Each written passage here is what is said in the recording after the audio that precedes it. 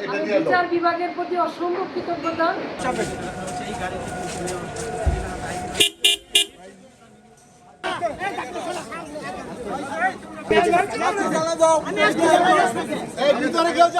আমার জন্য দোয়া করেছেন এবং সকলে মিলে যারা আমার জন্য দেশবাসীর প্রতি আমি কৃতজ্ঞতা জানাচ্ছি।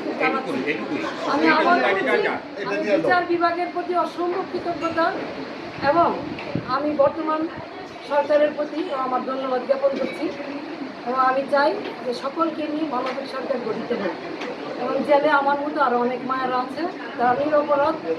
আশা করি সরকার তাদের প্রতিও সদা হবে।